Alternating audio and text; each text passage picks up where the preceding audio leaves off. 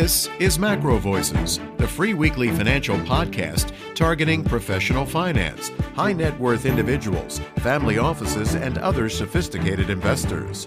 MacroVoices is all about the brightest minds in the world of finance and macroeconomics telling it like it is, bullish or bearish, no holds barred. Now, here are your hosts, Eric Townsend and Patrick Serezna. MacroVoices episode 457 was produced on December 5th, 2024. I'm Eric Townsend. Uranium Insider newsletter editor Justin Huhn returns as this week's feature interview guest. We'll discuss the nuclear renaissance, Justin's bottom call on the nearly year-long correction in uranium mining shares, fundamentals that will affect the sector in coming months and years, and much more. And I'm Patrick Serezna with the Macro Scoreboard week over week as of Wednesday, December 4th, 2024. The December S&P 500 futures up 116 basis points, trading at 6,098 as the market continues to press all-time highs. We'll take a closer look at that chart and the key technical levels to watch in the postgame segment. The U.S. dollar index down 11 basis points, trading at 106.35, continues consolidating along its two-year highs. The January WTI crude oil contract down 68 basis points, trading at 68.54. It remains in a primary downtrend, but consolidating at a support line established over the last 3 months. We'll take a look at that chart in the postgame, and Eric will have the EIA inventory data. The January RBOB gasoline down 51 basis points, trading at 194. The February gold contract up 15 basis points, trading at 26.76, remains in a choppy consolidation after putting in its highs a month ago. Copper up 96 basis points, trading at 420. The uranium up 39 basis points to 77.50, and the U.S. 10-year Treasury yield down 6 basis points, trading at 419. Key news to watch this Friday is the much-anticipated jobs numbers, and next week we'll see the CPI and PPI inflation numbers and the monetary policy statements from the Bank of Canada and the ECB. This week's featured interview guest is Uranium Insider newsletter editor Justin Huhn. Eric and Justin discuss geopolitics, uranium, and more. Eric's interview with Justin is coming up as MacroVoices continues right here at MacroVoices.com.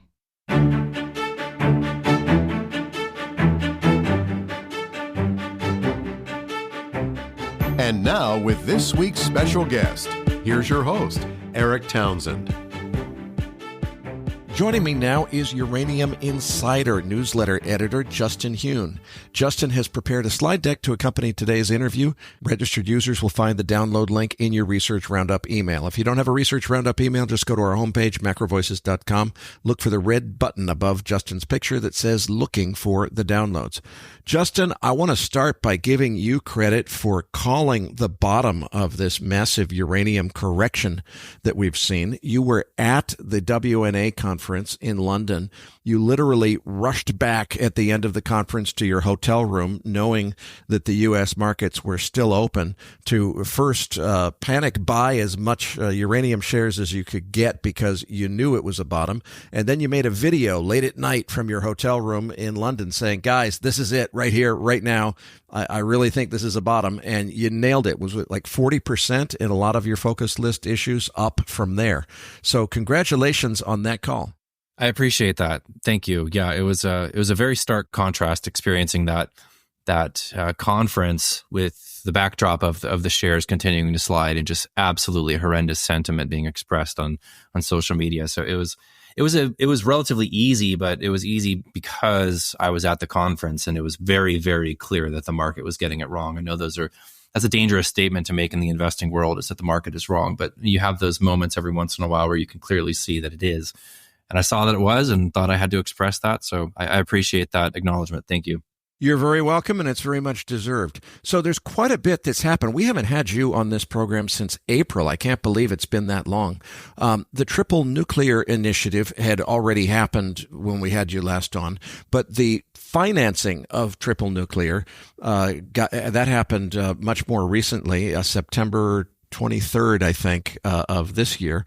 And then we've, subsequent to that, at the COP29 conference, 6 more signatory countries signed on to triple nuclear, so they're up to 31 countries now.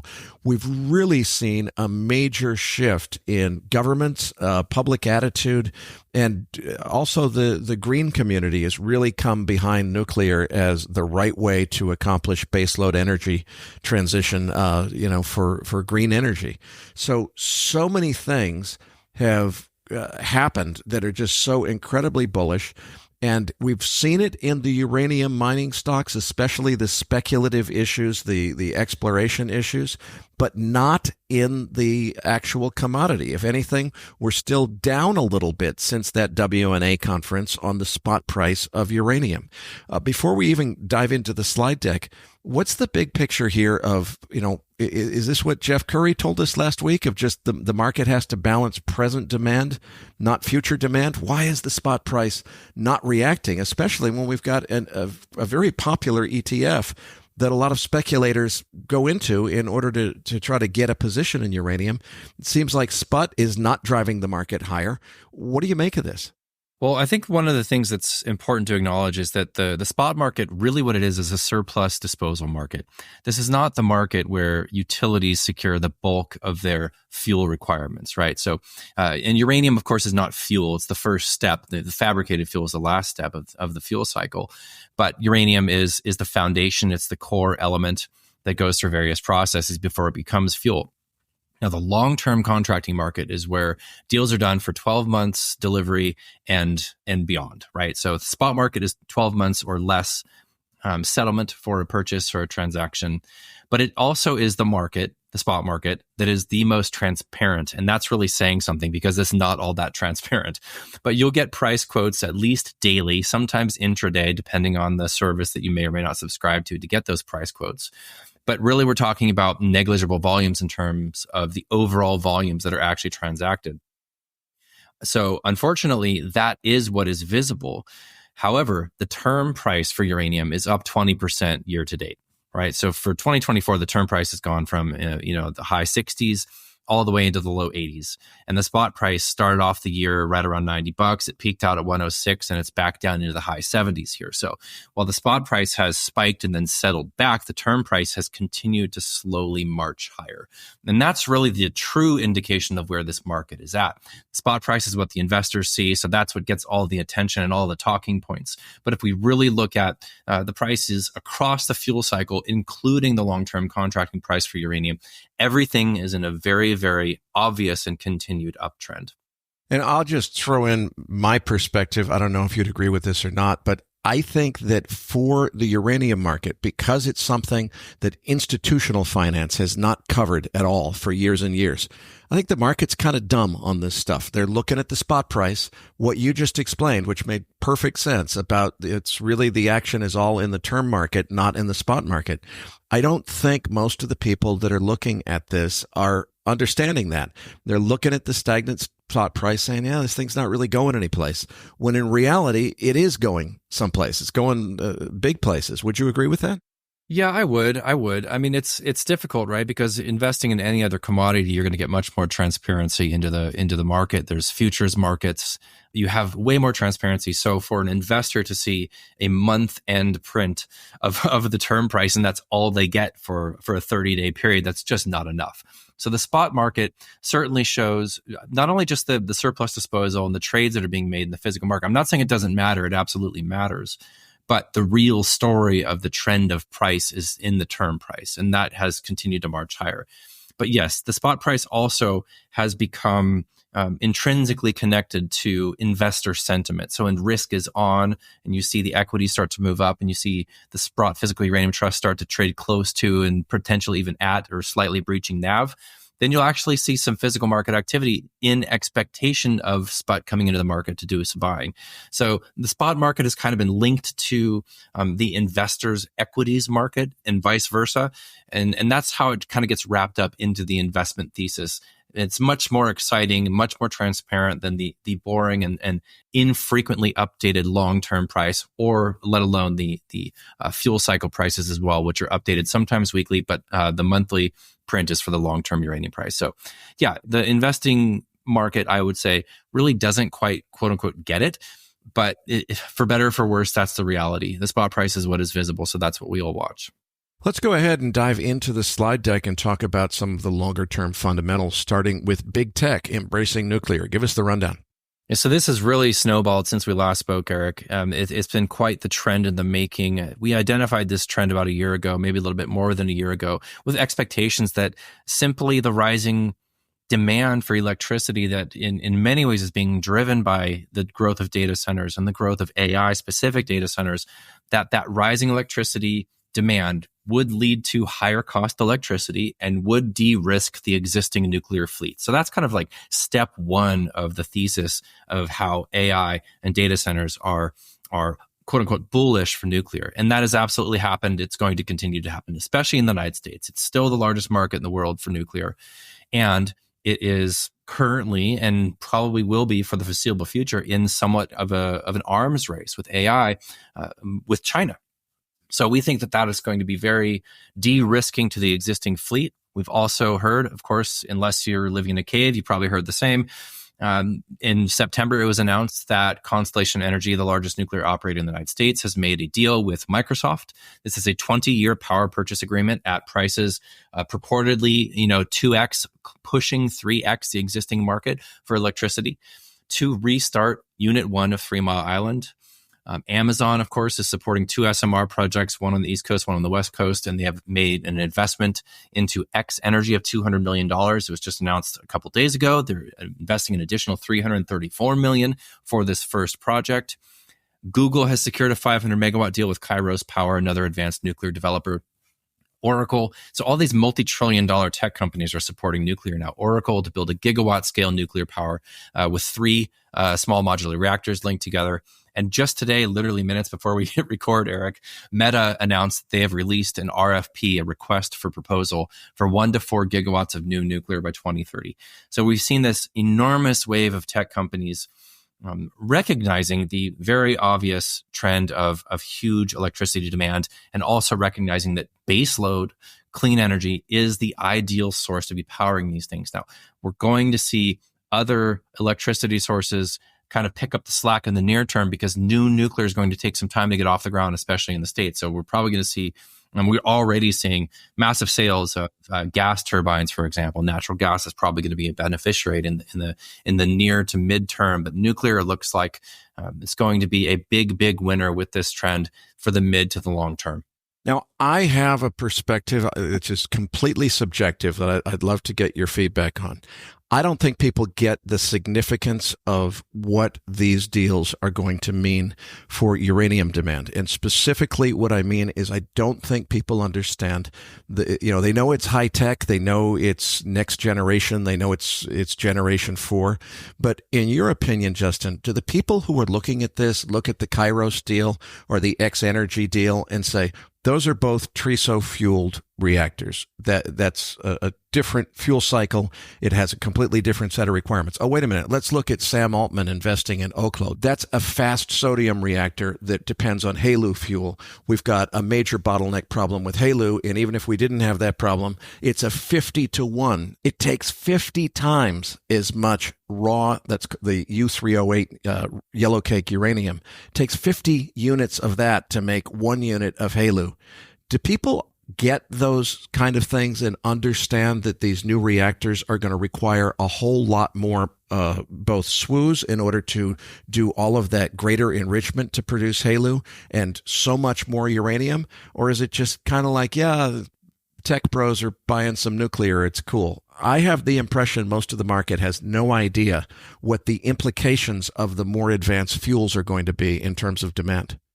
I would agree with you. I don't think the market understands as well. I also think that the market probably likely doesn't really think that this has near-term implications for their investment thesis, right? So, and which is generally kind of true, even though we've seen SMR demand. So, for example, GE Hitachi is building BWRX 300 units in Ontario, Canada, and they have already put out RFPs for that uranium. So we're already seeing some SMR demand in the market. But yes, you're absolutely correct. The high assay, low enriched uranium takes much more feedstock to achieve that higher enrichment level. They go through fewer refueling cycles, so that some of these advanced reactors can run for 5, 10, 15, 20 years on a single fueling. of this higher enriched uranium. But no, I don't think the market fully understands the implications, and I don't think the market will understand the implications until they start to see an actual pull on the physical uranium via the demand from these projects. So this is all well and good, and it's a huge sign to see the big tech companies that have basically an endless amount of cash and need the electricity that are going to make this happen. So that's enormous, and that's positive, and that's bullish. But we have yet to really see the demand hit the physical market. And a lot of times investors, a big theme of investing is trying to discount the future and trying to predict the future. And this is smacking us in the face of what is going to happen. But what hasn't happened yet is Meta, Google, Oracle, Microsoft, Amazon actually coming into the market and either via themselves securing the fuel sources for these projects, or actually funding the projects and the project developers coming in to buy that fuel. So this hasn't happened yet in many ways. And so this is a future projection. It's very positive, it's very bullish, but I don't think investors are going to truly, quote unquote, get it until they start to see the needle move in the physical market. And we will. When that happens is a more difficult question to answer. All of these projects, these advanced nuclear projects, are late decade at best, but we could see fuel demand, uranium demand coming to the market for some of these SMR projects, advanced nuclear projects. Within a 2 to 3 year period, we could absolutely see some physical market implications. I definitely agree with you that it's late decade when it all happens and gets realized. But I'm also going to add to that prediction that I think things are going to go a whole lot faster than most people assume. The AI data center demand is going to keep growing. The tech boys have lots of money, as you said. They also have the connections that are necessary in order to get things pushed through government. So I think what we're going to see is an industry that's used to everything happening at a snail's pace. Oh, we're going to get some new reactor design in the next 30 or 40 years. Maybe it'll get approved. I think they're going to push these things through pretty quickly. And by late decade, I think that the numbers you're talking about now, Google secures 500 megawatt deal with Kairos Power is one of the bullets on the slide here. Well, that's the deal they've already signed up for. I think by late decade, it's going to be 5 or 10 gigawatts with Kairos, and it's going to be more with X Energy. And these guys that are all running HALEU or TRISO fuels, I don't think anybody has begun to discount what that's going to mean for conversion and enrichment demand. And what I don't see coming to the table is who's going to build out all of the conversion and enrichment that will be necessary. Not in the next year or two. I agree with you. It's a few more years out than that. But between now and the end of the decade, when we're going to need to fuel all of those new high-tech reactors that demand much more enrichment SWUs, do you see a pipeline coming online of a whole bunch of new enrichment capacity being built? I don't see it. It's happening. It's just happening slowly, right? So we have Urenco in the United States building out their facilities a bit. We have Orano in France building out their facilities a bit. Centrus is adding some centrifuges as well. We have the advent of global laser enrichment, hopefully getting a project up and running for re-enriching depleted tails by the end of the decade or maybe the early 2030s. So it is happening. It's just happening slowly. Enrichment and conversion are slow to build. They're also very unique markets that have experienced extremely painful, extremely difficult, and extremely euphoric swings in price and demand. To give you one example, ConverDyn in their Metropolis facility in the United States, they shut down in 2018. They just reopened that facility last year. And this facility went, we had conversion trading on, I think all the way down to $4 a kGU was the lowest price.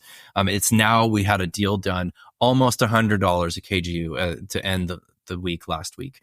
Now they have seen government intervention. They have seen the market absolutely crash. They've seen the market soar. They've seen enormous amounts of underfeeding coming from Russia. That underfeeding basically is a source of UF6, therefore making it, reducing the demand for conversion. There's been all sorts of geopolitically influenced elements to these markets that make them very difficult to operate within, and also very difficult to invest in. And so there's been pressure and questions coming to ConverDyn over the last 3 years, especially since Russia invaded Ukraine and Russia being the largest provider of conversion in the world. ConverDyn, when are you guys going to expand? You're telling us you can expand. You're running at 7,000 tons a year, and you're telling us you can expand to 13 to 15 relatively easily. Well, why aren't you doing it? And every single time at every single conference, the ConverDyn rep is like, okay, how about you guys stop buying EUP from China and sign some contracts with us, and maybe we'll think about it. Like Honeywell doesn't give a damn about this project. It's a rounding error for Honeywell. So, but what we are hearing from industry chatter is we believe that ConverDyn will eventually expand. It's possible that Honeywell might even spin off ConverDyn and become a publicly traded company.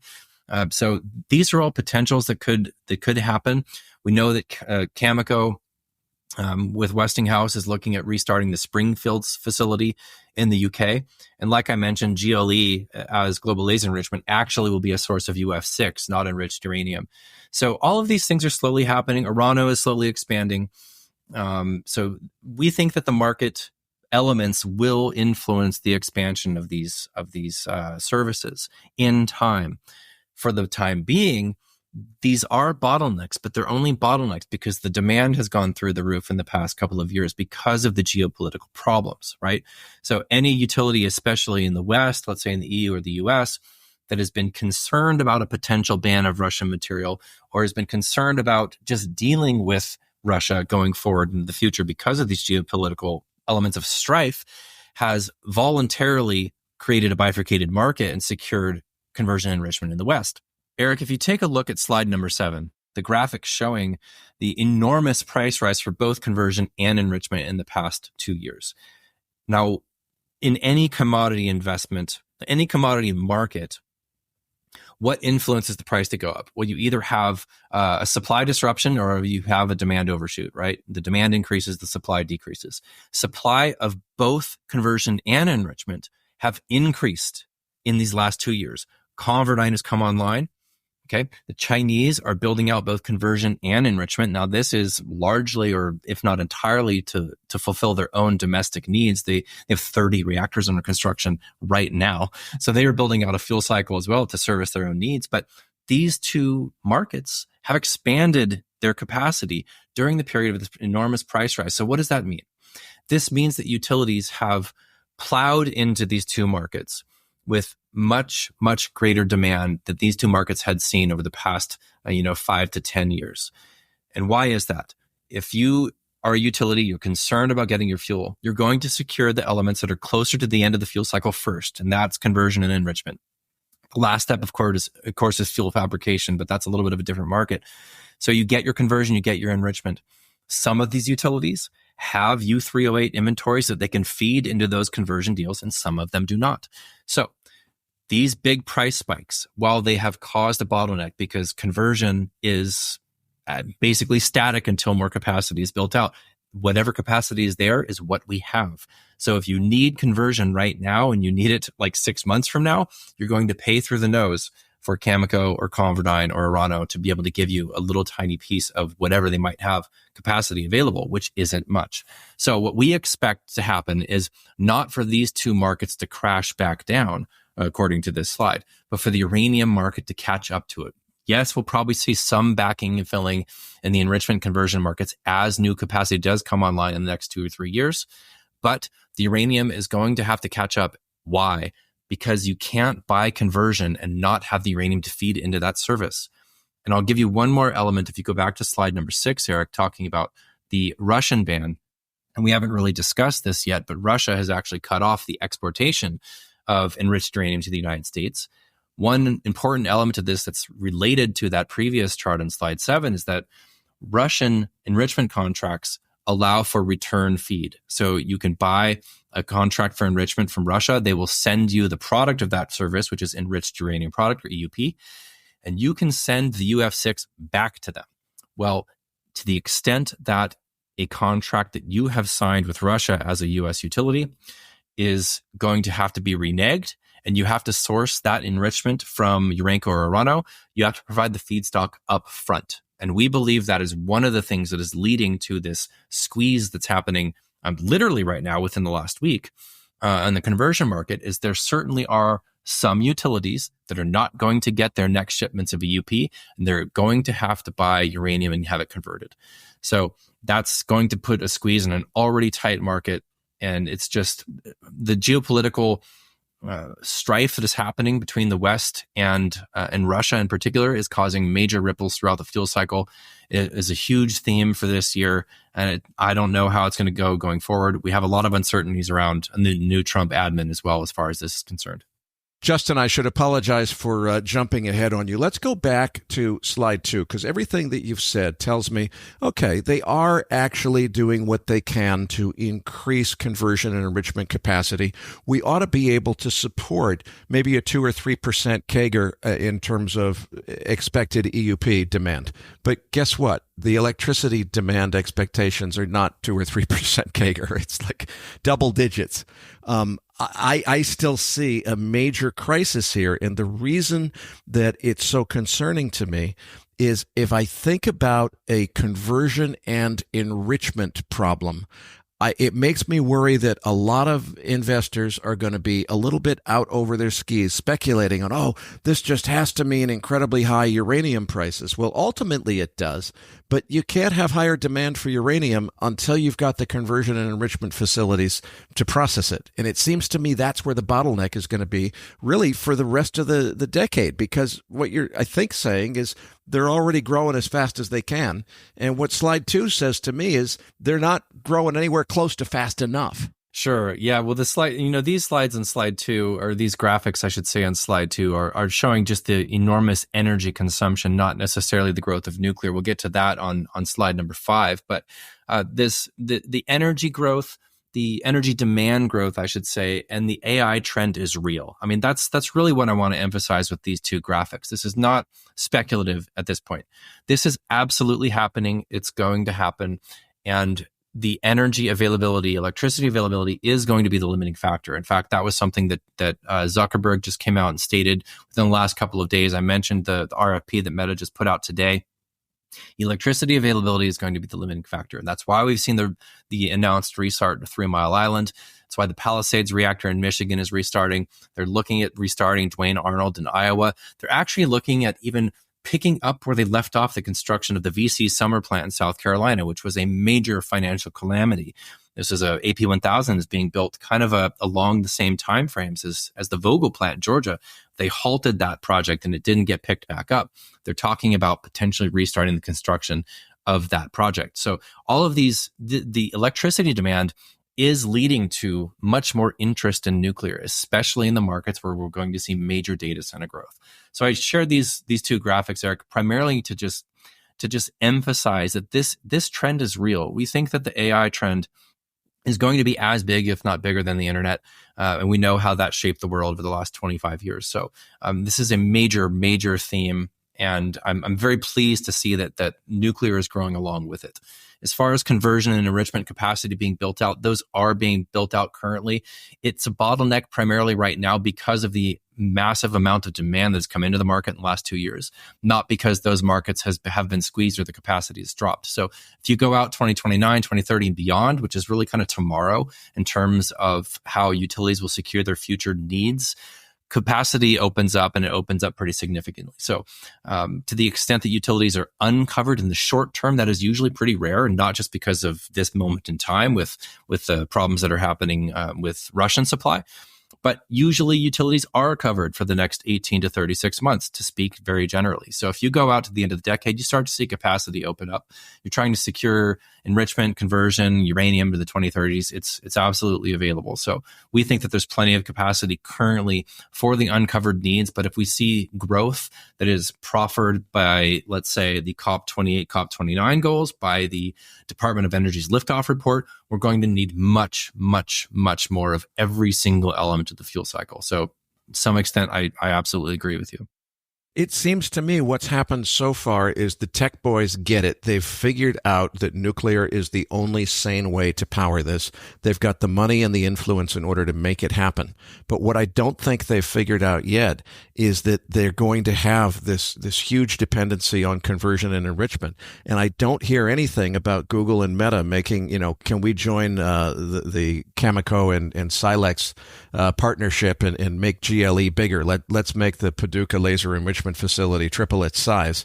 Meta wants a slice of it. I'm not hearing anything like that yet, and I think that's what needs to happen next. Yeah, I think that the evidence will have to appear that it's a major problem. Right now, it's just expensive for utilities, right? So, the tech companies are probably largely wanting, at least initially, to rely on the capitalism to figure these things out. So we want this thing and we're willing to pay for somebody to make it happen. So the fuel needs for nuclear are not really on their radar yet. And really, if we go back historically, we've never ever seen a nuclear power plant not get the fuel that it needed at any price.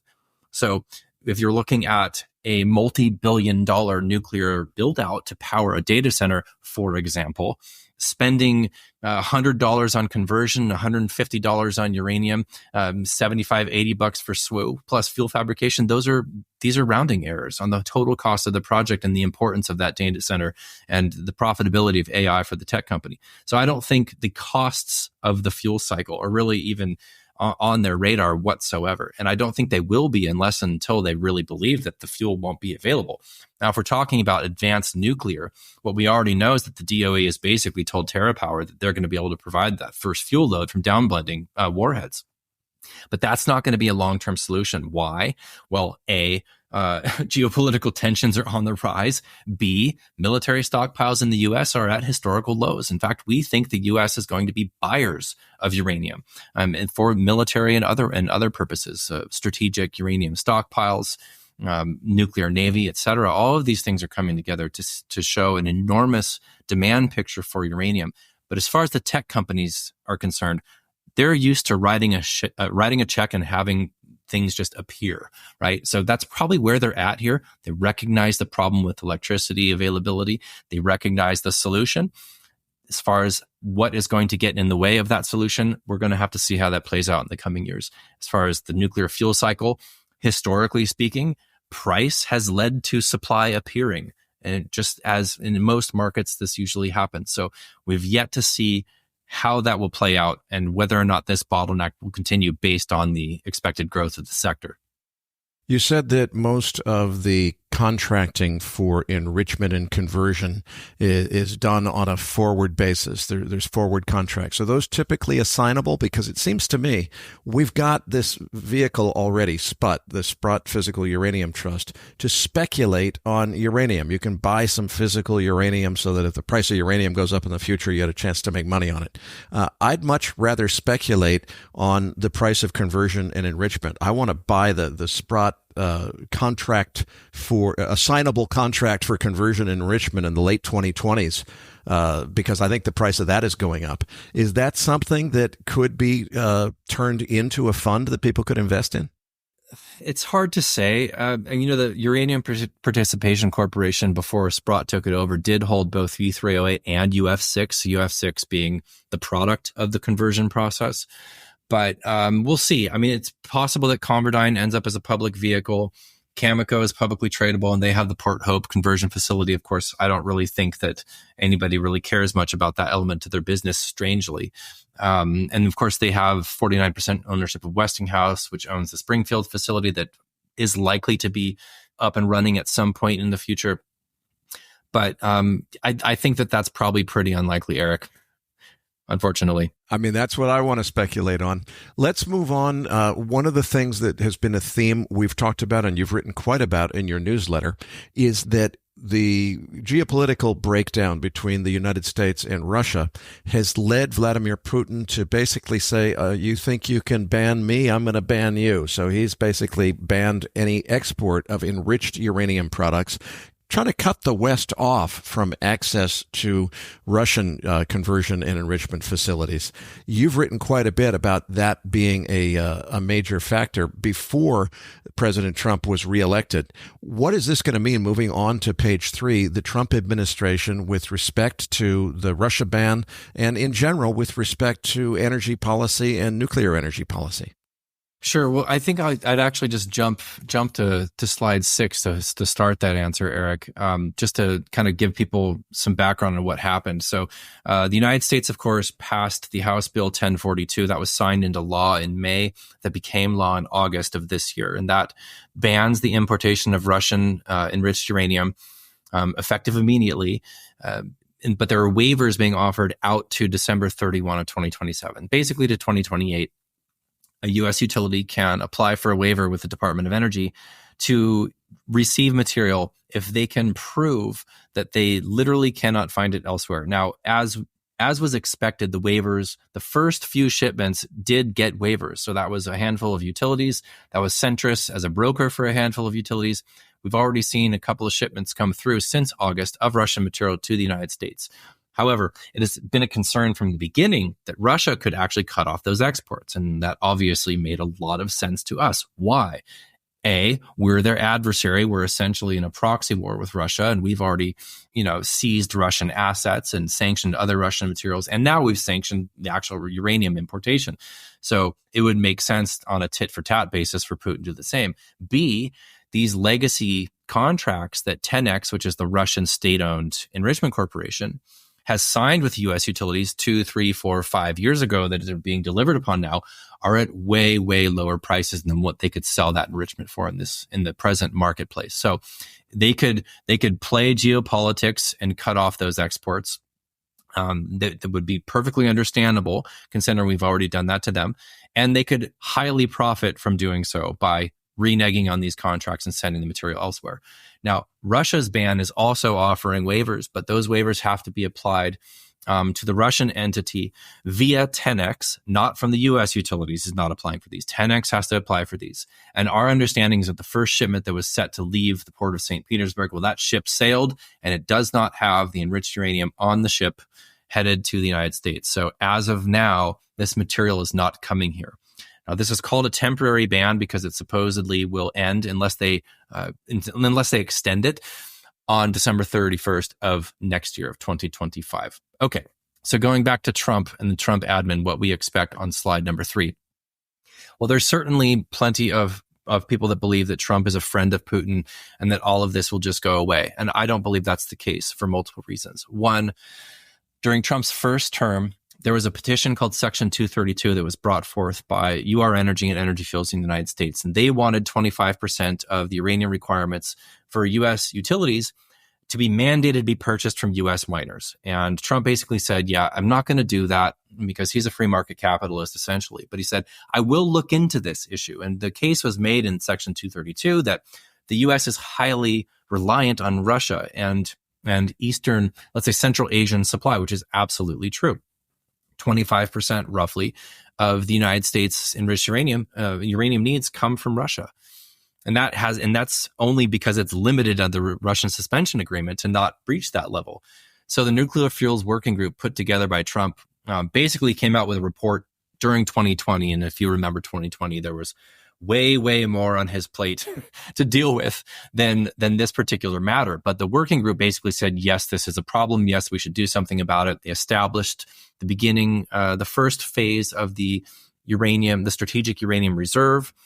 And so we think that he's unlikely to push for reversal of this ban because the ban highlights the sovereign energy concern of being reliant on Russia. And along with the ban came a number of other elements of funding to support the fuel cycle domestically. The other element is that the Russian ban in the United States was legislated that did not come about via executive order for Biden. So Trump can't just say, give me a pen, I'm going to make this go away. You would have to introduce, or someone would have to introduce legislation to reverse this ban, and it would have to be voted on by the bipartisan Senate and House. And we think that it is highly, highly unlikely to happen, considering that basically this was a unanimous vote to ban this material. So the other elements of this new administration, of course, is that we believe that Trump is keenly aware of the energy situation. We believe that he understands that the growth of AI and tech and data centers is going to put an enormous strain on the grid. And it's also interesting for him to have Elon Musk in his ear seemingly on a daily basis right now. Elon, of course, runs X, and X has Grok, which is an AI platform built into X. Also, of course, running Tesla with their self-driving software that is AI driven. There's going to be a full understanding of this AI growth situation, the arms race with China and concerns with AI, and what will be needed in order to remain competitive and quote unquote win this race. And all of that, in our estimation, is going to lead to support of growth of energy and support of nuclear in the United States. Justin, let's talk a little bit more about Christopher Wright, who is President-elect Trump's choice for Secretary of Energy. Seems to me like this is a guy who really gets it, and I don't want to put Jennifer. Yeah, I do want to put Jennifer Granholm down because she's an idiot. Complete, just night and day difference, I think, in terms of having a clue in terms of who's in charge of Department of Energy. What is that going? But he's also, he's on Oklo's board, so he clearly gets advanced nuclear. He's also, a fracking guy. Seems like President Trump's energy strategy is going to be very much drill, baby, drill. Let's really get oil production back up. What do you think Christopher Wright's focus is going to be? Is it going to be more in the oil and gas space, or more in the nuclear space, or a little of both, or what? Well, I think it's probably pretty obvious that his focus will most likely be in the oil and gas space, considering that he's the CEO of Liberty Energy, which is a fracking company.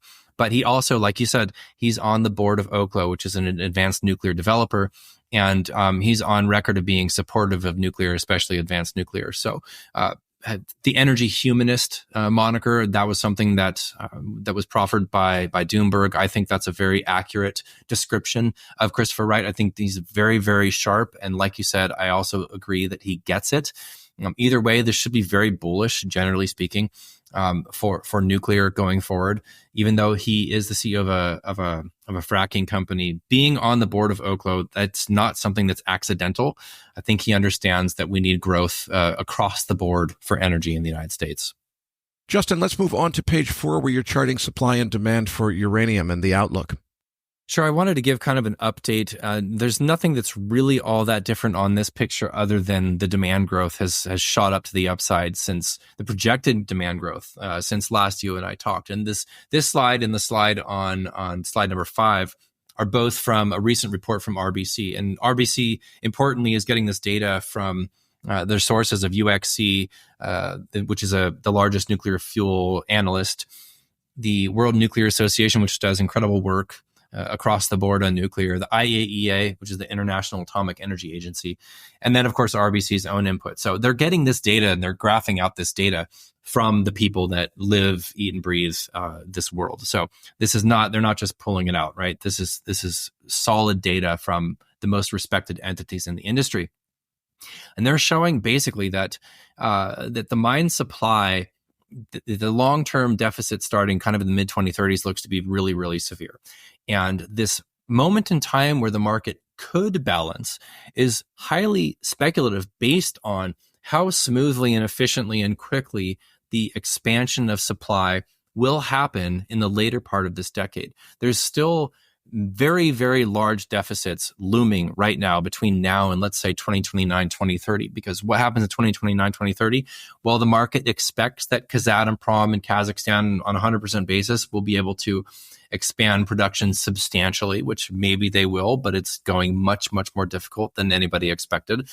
The market expects that NextGen's Arrow project will start production, which starts out at 28, 29 million pounds a year for the first few years. Denison's Phoenix, Global Atomics DASA, various other expansions of brownfield, and maybe a couple of other smaller greenfield projects. And if everything goes right, we have a point in time of this market balancing. But nothing ever goes right in the mining world. I'm sure you know that just as well as anybody else.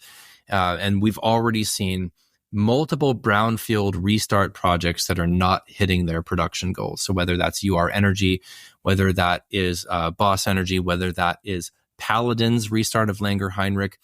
All of these projects are coming up short on their production targets, even from a mine that already was pre-existing. So when we're talking about these major greenfield projects, it's highly speculative whether or not these will get into production at all, let alone on time, on budget. So we still have a very, very large up and to the right demand bar. Supply is a question mark. And you can see that lighter colored shading at the top of these bars is secondary supply, which has shrunken a lot since you go back into the early 2010s. And that was megatons to megawatts plus enormous amounts of underfeeding. And as we've discussed multiple times in this chat today, Eric, enrichment is relatively constrained. So when you have constrained capacity enrichment, you don't have underfeeding. So that secondary supply has dropped a lot. Let's move on to page 5, Justin.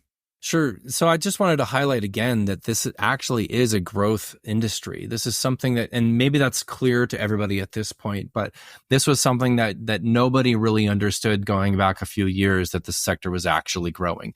The nuclear technology isn't dead. It's not only being phased out. Some old reactors, of course, are incrementally being phased out, but they're largely being replaced with much larger new reactors. So this graphic on slide number 5 highlights exactly that. Again, the source data coming from the WNA and the IAEA, just showing how much nuclear is growing and specifically where it's growing. So you can see China, of course, is the biggest growth story in all of nuclear with 30 reactors under construction right now. They are shooting to have 150 gigawatts of nuclear by 2035. They're on pace to hit that. And of course, backing up this foundational graphic showing the enormous growth of nuclear is the Chinese practices of the last few years in terms of procuring uranium. China does not have a lot of domestic uranium resource in the ground. They're building out a lot of conversion and enrichment for their own sources, but they have to procure uranium elsewhere. So they're signing deals, they're taking over projects, and they're signing long-term contracts. 2 more very large long-term contracts were secured with Kazatomprom and 2 different Chinese nuclear utilities. So they are doing everything they can to scoop up the pounds from the prolific producers of the world, which is Kazakhstan. It also shares the border with China, so it's convenient in that way. They are much more aggressive on the procurement side than anyone else in the world. And why Western utilities have not reacted to this practice yet is somewhat of a head scratcher, and they will. And we're going to look back 5 years from now and see just how intelligent the Chinese were by acting early and in a bold manner in terms of the volumes that they're securing. So the Chinese are building out like crazy, and they're also procuring like crazy. And if anybody's concerned that the Chinese inventories are going to be sold into the market, the Chinese will be net buyers at least out to 2030 and probably beyond. And all of those Chinese statistics that you just quoted were the conventional nuclear build-out that China has planned. On top of that, they're also doing a whole bunch of advanced development, including thorium-fueled. And as you say, they're short on uranium deposits in their own country, but they're not short on thorium, and they're building out the thorium supply chain that we ought to be building in the West. So I couldn't agree with you more on that. Final question, Justin, before we close, as I assimilate all of the things you're telling me. First of all, as you said, nothing ever goes right in the mining business. All it would take is just for the Dasa project in Niger, which is definitely at risk right now. We don't know what's going to happen politically in Niger. And I certainly hope it gets worked out. I've got a big chunk of global atomic stock. But if that project by itself, nothing else were to go wrong, that totally unbalances your supply and demand chart. And it seems like it's a no-brainer, like you just have to go all in on uranium. But hang on, anytime anything seems like a no-brainer, I always want to stop and think and say, okay, where could I be getting the investment thesis wrong? What could I be missing? And it seems to me like the biggest candidate for what we could be missing here about uranium demand really increasing dramatically is if we get that conversion and enrichment bottleneck where, yeah, there's demand for enriched uranium product, but there's not enough conversion and enrichment capacity to consume as much uranium as everybody thought was going to get consumed. Is that the right thing to worry about? And if that's not the right one, what else could go wrong to undermine an all-in on uranium kind of investment thesis? Well, like I mentioned earlier, if you go out a few years beyond where the current the current bottleneck exists for both conversion and enrichment, which has been driven by a massive increase in demand, not by capacity decreasing, right? So that's super, super important to understand, is that these price spikes did not happen because a conversion facility caught fire or an enrichment facility went down for some other reason. This is happening because demand is pouring into these markets, largely because of the geopolitical situation, but that's happening either way. And that has a follow-on demand for uranium. It's not theoretical.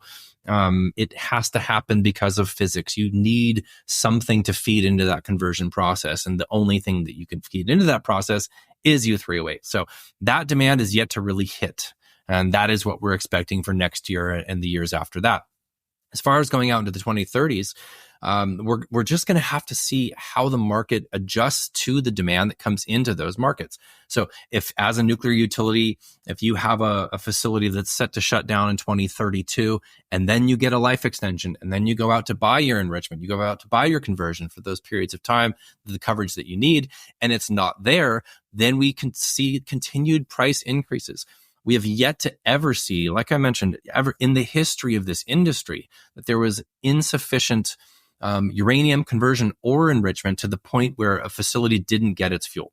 So if the scenario that you're discussing hypothetically, where there just isn't enough conversion and enrichment to equate to uranium demand, well, that's the same situation that there isn't enough conversion or enrichment to actually fuel the reactors. And if that's the assumption you're making, then all of these graphics you can just throw out of the window. We believe that the growth of nuclear is going to be important enough for sovereigns and individual companies that it's going to incentivize the industry to grow basically via simple capitalist economics, right? And the demand for something grows, the price goes up, and the supply increases. And the only thing with this industry is just happens slowly. So I don't believe that a conversion enrichment bottleneck is going to slow down the uranium growth story or the uranium market or the price rise for uranium, at least not in the time period that we consider for this investment thesis. How this plays out in the 2030s is just too far in the future to really predict, but the growth projections are there. As far as what else could go wrong, we always have the possibility of a nuclear accident. That's always there in the background. Whether or not that leads to a demand destruction event like Fukushima, with 53 reactors turned off over the course of 12 months, that is really what led to a decade-long bear market, not the accident and sentiment. That affected things pretty significantly for quite a few years. But, I think that if you had a smaller, less significant accident is going to cause China to stop building nuclear, probably not. So how is that going to affect the demand picture? I'm not sure. Would it be a positive thing? No, of course not. But that possibility is always there. Is there another potential demand shock out there that we're not picturing? Certainly possible. A reduction in demand, a reduction in the forecast of demand if China if they decided to slow down their build out, if the US, for whatever reason, decided to not grant life extensions to a bunch of reactors that have applications for life extensions, these sorts of things can change the actual supply-demand dynamic and should change the forecasting of the investment thesis, of course. As far as the supply side goes, we have a very hard time seeing an unforeseen large source of supply here, at least at these prices. If we get up $150, $200 a pound uranium and it stays there for years, we're going to see an incentive for new sources of supply. So whether that's from phosphates in Morocco, whether that's from seawater extraction, these things are out there, but they're just not in play right now. And they're not going to be in play for many, many years. Like I said, unless and until we have much higher prices sustained for a very, very long time. So for now, hard to tell on the supply side if anything comes in out of left field. It's not looking highly likely. On the demand side, we could always have a shock that's unexpected. Justin, I can't thank you enough for a terrific interview, but before we close, I want to talk a little bit more about Uranium Insider, the newsletter that you publish. As I mentioned at the beginning of this call, you perfectly nailed the bottom call on this deep correction. I know you've got something in excess of 400% return since inception on your newsletter in just a few years, so terrific performance. Congratulations on that. Tell us more about it. Who's it for? Is it only for professional investors? Is it for the retail market? market as well. How much does it cost? Where do you sign up? And give us the whole rundown. Sure, Eric. Like I said, we've been running this since August of 2019. We have a small team behind us. We are 100% focused on the nuclear energy sector and the uranium mining sector. So this is all that we do. Who this is for? This is for investors who already have money on the line in the sector or are interested in putting money on the line in terms of investing in the growth of nuclear and in the rise of the uranium price via uranium mining stocks. So, as you can tell from the various directions that this conversation has taken in just a very short period of time today, it's an extremely complicated sector. What we always try to do, and what I think that we do very well, is distill down the incredible amount of information that's swirling around all the time for this sector into what exactly you need to know as an investor. And a lot of that focuses on the physical market, trying to understand who is buying, who is selling, various sources that we have built, connections that we've built throughout the industry over the many years that we've been doing this, give us up-to-date and accurate information. We are able to distill that into what you need to understand as an investor. So we try to take a very complicated sector, make it simple so that you can make investment decisions. And of course, we have our focus list of security recommendations that has led to that 411% return since inception in August of 2019. So you can find out more information at uraniuminsider.com. And of course, I have a decent presence on X as well at Uranium Insider. Well, Justin, I can't thank you enough for a great interview. We'll have you back in a few months for another update. Listeners, just to let you know what's in store later this week, I'll be pre-recording our Christmas and New Year's specials. We pre-record those in order to give our production team those holiday weeks off. We're going to take a really deep dive on advanced nuclear technology. The first episode to air on Christmas will be all about the advanced reactor designs that are going to be important for energy transition. So if you're still scratching your head wondering what's the difference between a fast sodium reactor and a molten salt reactor and a high temperature gas cooled reactor and what does all this stuff mean? We're going to cover that in the Christmas episode. But then in the New Year's episode, we're going to take a deep dive on nuclear fuels and nuclear fuel cycles, including the newer fuels like TRISO and HALEU and thorium fuels that will supply the reactors of tomorrow. So that's all coming up in our holiday specials over Christmas and New Year's. Patrick Ceresna and I will be back as MacroVoices continues right here at macrovoices.com.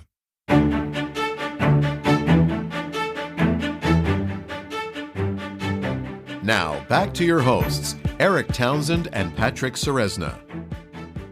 Eric, it was great to have an update from Justin again. Now let's get to that chart deck. Listeners, you're going to find the download link for the Postgame chart deck in your Research Roundup email. If you don't have a Research Roundup email, it means you have not yet registered at macrovoices.com. Just go to our homepage, macrovoices.com, and click on the red button over Justin's picture saying, looking for the downloads. Now, Eric, let's cover crude oil starting with the EIA inventory. EIA printed a drawdown of 5.1 million barrels of crude oil, Cushing, Oklahoma building 50,000 barrels, but there were big builds on the finished products, with gasoline building 2.4 million barrels, distillates building 3.4 million barrels for a net petroleum build of 0.7 million barrels, despite the drawdown on crude oil. U.S. production holding steady at 13.5 million barrels. The story is pretty much the same as the last couple of weeks. There's plenty of room for more weakness in energy prices on macro fundamentals, but there's also plenty of room for a dramatic spike higher if the geopolitical situation escalates further. I'm flat here, and I really don't follow the crude oil market as closely as I used to, so I don't really have a strong view. Well, Eric, when we look on page 2 at the crude oil futures, you clearly can see that the price action remains in the favor of the bears. Now, there is a major support line. The lows have established. There's a fair value zone in this $68 to $71 area that continues to have a 3-month consolidation in there. But every time crude oil rallies, it's making a lower high, which means someone keeps leaning into selling on every pop. And now, while the support line is holding, this is winding up in one big wedge formation. The bigger question is, which way is the next break at this moment, it remains below those key moving averages, lower highs, distributive price action. There is entirely possible that technically we break that support line and head down to low 60s. Now, I think that may be an overshoot and then it snaps right back and may even be a short-term buying opportunity. But it's really hard technically to make a bull case. It would take a substantial amount of price action up in the mid-70s to start technically repairing this chart to actually establish some sort of a trend change. But right now, there's no sign of that. Now, Eric, let's talk about the equity markets. What are your thoughts? Well, Wednesday marked yet another all-time high on the S&P, but let's not forget, booms are generally followed by busts. And I have no idea how long this particular boom can last before it busts, but I think it will eventually. Yeah, Eric, absolutely that the markets continue to make all-time highs. The pattern of accumulation is so evident. Higher highs, higher lows. Even on a day-in, day-out basis, we don't go and break previous day lows. Money keeps flowing into this market. Well, I've measured moves up to the 61 to 6,200. So there's definitely room for even 100 more S&P points in this particular impulse higher. But we do have the jobs numbers coming up. And if there was some kind of a news event that could potentially at least cause some sort of corrective pattern to ensue, it would be some sort of event risk and as like a surprise number. Now, I'm not saying that that's what I'm anticipating, but watching these kind of key events is going to be the important turn points. It could be an inflation number. It could be the FOMC. At some point, something is going to spur a mean reversion off this. But right now, the path of least resistance is completely in the favor of the bulls as they remain completely in control of this price action with a little bit further on the upside. At some stage, we will get a pretty deep market correction. But with the way things are shaping up this year, it may very well be a January story. And it could end up being a very quiet Christmas period if this trend continues. Now, Eric, let's talk about the dollar. The Dixie has finally begun to consolidate, but there's no clear sign of a trend reversal, at least not yet. So I'm waiting to see what happens. Well, Eric, we did have that print up towards 108, and then we've seen some sort of corrective pattern getting underway. And we talked about it in last week's Talking Charts. There's room for the US dollar to continue to mean revert a little bit from just such an extremely strong impulse since putting in its lows in late September. The consolidation could go down to even the 105 level on the Dixie as the euro can work its way back to even 107 on the upside. But there's a primary bull trend that's been established. And at this juncture, there's not a lot of reason to believe that this bull trend is over. We were just due for a correction and we're seeing price action that resembles a correction. I think that this presents still a buying opportunity. In my mind, the euro is doing some significant technical damage and it's such a huge weighting in this dollar index that if the euro heads to parity or even lower, back to 2022 lows at 95 cents, that the dollar index can easily find itself at 112 or higher in that kind of an environment. Will that all materialize? Odds of it materializing in this calendar year with 3-4 weeks left in the year, it's more likely the dollar's going to finish the year in this consolidation. But it'll be certainly an interesting story going into January, February, whether or not the dollar index has one strong bullish impulse left in it. So moving on though, Eric, let's touch on gold. There's a short-term symmetrical triangle on the chart that really, should be at the end of the road here. It should resolve up or down. It hasn't yet. We closed Wednesday pretty much right at the point on the triangle there. So we should see some directional indications soon, and hopefully that will be the tell on where the next leg takes us from here. Well, Eric, while I agree that there is a triangle formation developing, I still will not rule out that it zigzags its way for one more quick washout down towards 2,500, irrespective of whether there's one more corrective cycle down or not. I remain very bullish gold and view this consolidation as an important buying area. So if we did get a dip of $100 or more on the downside of gold, I think it would be a compelling buying opportunity that will probably be very short-lived if one was to have an opportunity there.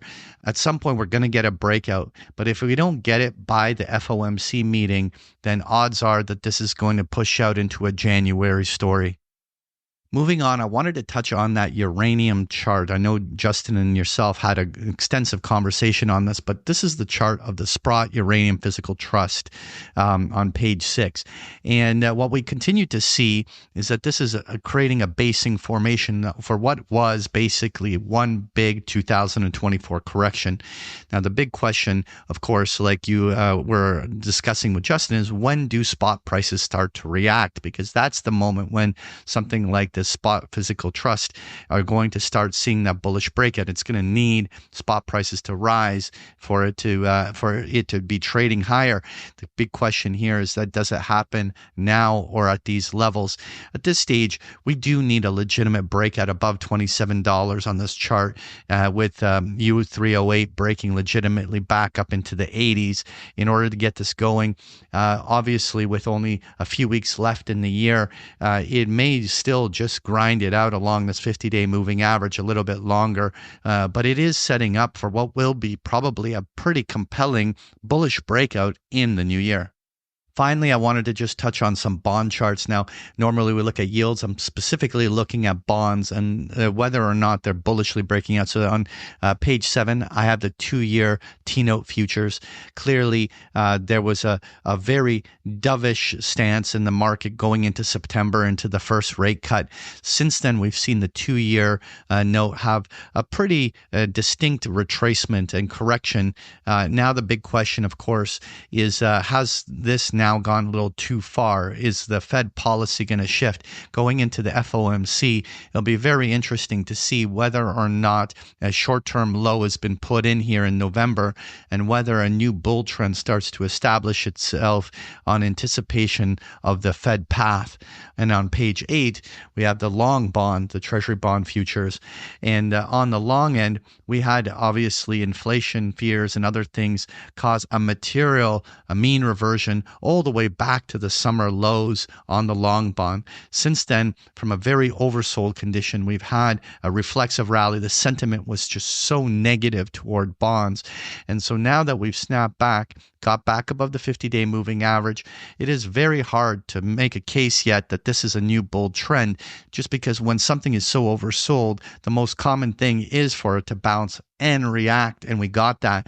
But what will be very interesting at this stage is whether or not that November low ends up being the bottom of this bond range, and if we start seeing anything that brings back recession risks or fears as economic slowing numbers might eventually materialize, maybe there's room for Treasury bonds to actually have a rally back up to the top end of these ranges. It's not a big macro call, but rather simply looking at whether or not bonds have once again simply overshot on the downside and will mean revert back to a more realistic range considering where most asset prices are currently trading.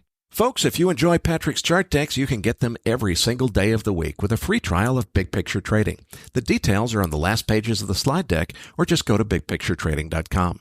Patrick, tell them what they can expect to find in this week's Research Roundup. Well, in this week's Research Roundup, you're going to find the transcript for today's interview, as well as the charts that were provided by Justin during the interview and the chart book we just discussed here in the postgame.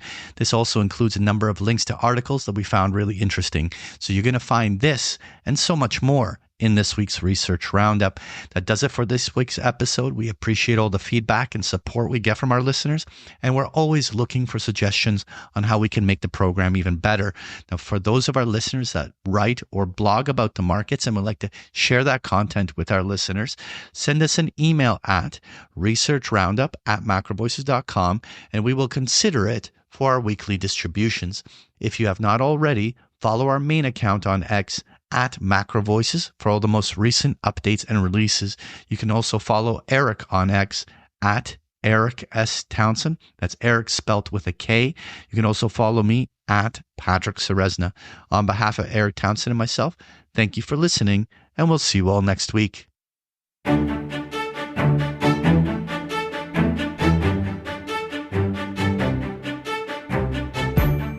That concludes this edition of MacroVoices. Be sure to tune in each week to hear feature interviews with the brightest minds in finance and macroeconomics. MacroVoices is made possible by sponsorship from BigPictureTrading.com, the the Internet's premier source of online education for traders. Please visit bigpicturetrading.com for more information. Please register your free account at MacroVoices.com. Once registered, you'll receive our free weekly Research Roundup email containing links to supporting documents from our featured guests and the very best free financial content our volunteer research team could find on the Internet each week. You'll also gain access to our free listener discussion forums and research library. And the more registered users we have, the more we'll be able to recruit high-profile feature interview guests for future programs. So please register your free account today at MacroVoices.com if you haven't already. You can subscribe to MacroVoices on iTunes to have MacroVoices automatically delivered to your mobile device each week free of charge. You can email questions for the program to mailbag@macrovoices.com, and we'll answer your questions on the air from time to time in our mailbag segment. MacroVoices is presented for informational and entertainment purposes only. The information presented on MacroVoices should not be construed as investment advice. Always consult a licensed investment professional before making investment decisions. The views and opinions expressed on MacroVoices are those of the participants and do not necessarily reflect those of the show's hosts or sponsors. MacroVoices, its producers, sponsors, and hosts Eric Townsend and Patrick Ceresna shall not be liable for losses resulting from investment decisions based on information or viewpoints presented on MacroVoices. MacroVoices is made possible by sponsorship from BigPictureTrading.com and by funding from Fourth Turning Capital Management, LLC. For more information, visit MacroVoices.com.